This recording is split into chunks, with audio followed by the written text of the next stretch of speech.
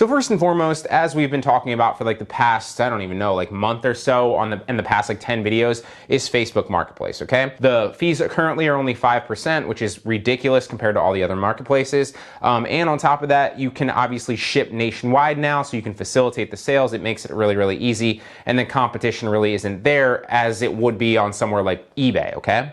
So Facebook Marketplace, countless tutorials, countless videos on this channel. If you want to watch them, just go back and look at like the last 10 or so that I've done. They're all on Facebook Marketplace.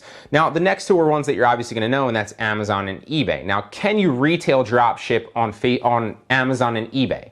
Yes, you can, but I don't recommend it because A, it goes against their terms of service. Neither of them like it.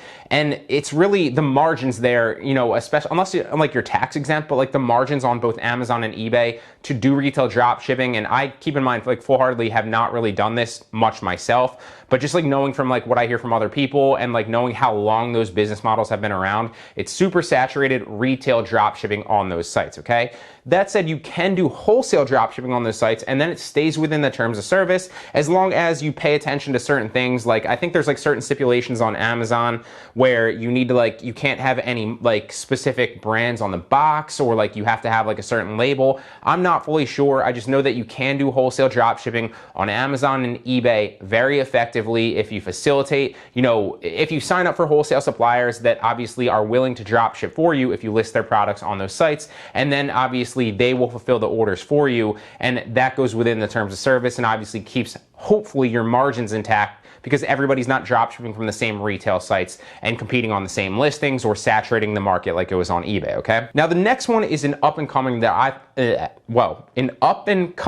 that I think is really, really promising. I'm not currently selling on it right now. I do have a seller account that got accepted like a month ago, but I haven't really done anything with it. My first experience like listing a product just to kind of see like what the experience was like it took a long time, right? So Walmart is the next one. You can retail drop ship on Walmart. I'm not sure if it's against the terms of service, although I know a lot of people do it, and obviously it's kind of like the Wild West out there right now because it's not overly saturated. It's not difficult. It's not as difficult as it used to be, but it's not easy to get a seller account. So it's not like anybody can just like sign up for Walmart like they could sign up for eBay potentially and start listing products from retail sites to dropship, right? So your competition isn't really there necessarily as it would be like with an Amazon or an eBay.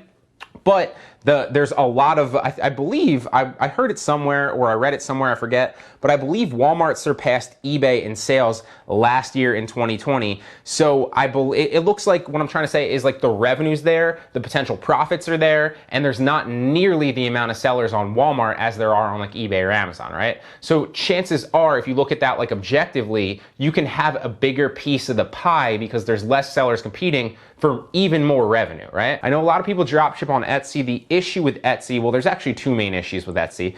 The first issue is that you can only list vintage or handmade products on Etsy, so you can't list like any other items. It has to be vintage, has to be handmade, so that in and of itself is not a challenge, but it's more challenging, right? Because you have to kind of pick and choose the items that you can list. But so that's one challenge. You can only list vintage or handmade. The other challenge with it is not necessarily a challenge, but one of the benefits of being able to list on a site like Facebook or Amazon or eBay or somewhere like that or Walmart is you can create listings for free, right? It doesn't cost you anything to list there. Well, and because of that, you obviously want to be selective with the items and do some product research and be listing things that are in demand. Like that goes without saying. But one of the benefits of a place like an eBay, right, where you can leverage software, or like Facebook, where you can list really fast with software like ZDrop, is it doesn't cost you anything to list. So hypothetically, you could spend hours, if not tens of thousands is not what I meant to say, but like hundreds of hours maybe, and list tens of thousands of products if you really wanted to, and you can play the volume game and it doesn't cost you anything, and chances are, obviously, you know, that's not necessarily the smartest way to go, but the more items you list, ideally, potentially, the more sales that you'd potentially make, right? Because more listings, more potential sales. It doesn't always correlate and work that way, but I'm just trying to get you to think. The reason that that's an issue on Etsy is because on Etsy, they charge you 20 cents per listing, right? So you can't really play the volume game on Etsy, even if you can leverage software, because you have to be more selective about what you're listing and have to make sure that chances are that's gonna potentially sell or be a winning product. They all don't have to be winning products, but you can't really play the volume game like you can on the other sites because they charge you per listing, okay?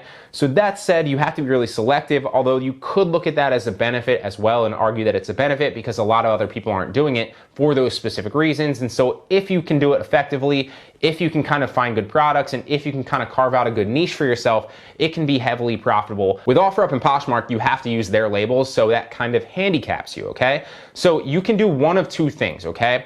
You can actually do one of three things. So first and foremost, you can do dropship arbitrage on OfferUp and Poshmark, where you list all the items ahead of time. You then, if you have Amazon Prime or you're using somewhere like Walmart or Target that obviously has fast shipping, any website that has fast shipping in like a day or two, you can order it to yourself after you make the sale and then ship it out with the label. That's dropship arbitrage. I have countless videos on that on this channel. Just go back like 10 to 15 videos. You can find one on OfferUp, you can find one on Poshmark, and you can also find one on Facebook Marketplace where I'm teaching the same kind of business model, although I don't really do that anymore. I actually do just full on dropship on Facebook now. But you can do the dropship arbitrage on OfferUp and Poshmark if you want to, okay? You can also, what I've heard of people doing is you can also dropship on Facebook and dropship on OfferUp and Poshmark, and then also ship out like a thank you with the actual label, right? So how that works is you, just like you would on any other marketplace, you facilitate the sale, but then obviously your tracking label that you have to print out because of that sale on either OfferUp or Poshmark, you actually have to ship that to the customer as well, okay? So they can both go to the customer, they're gonna get the product, and then they're also going to get like a package with a thank you note in it with the Poshmark label and or the OfferUp label. And you can also, obviously on Poshmark, the buyer pays the shipping, so you don't have to worry about that extra cost. On OfferUp, you can elect to have the buyer pay the shipping. So again, you don't have to worry about that cost. So that can work if you drop ship. You just have to make sure that you also print out the label and send a thank you note, okay? I've heard of people doing this effectively. I have not tried it yet. It's something that interests me, although I see some potential issues with it. So if you're gonna go that route, I wouldn't scale it up too crazy first. I would play around with it and test it, see if it's actually viable, because the only issue I see with that is like not so much on OfferUp, in my opinion, but on Poshmark, you can scale it pretty easily, I think, especially if you're using like a software that like auto shares. I don't have mine running, but sometimes it's running in the background.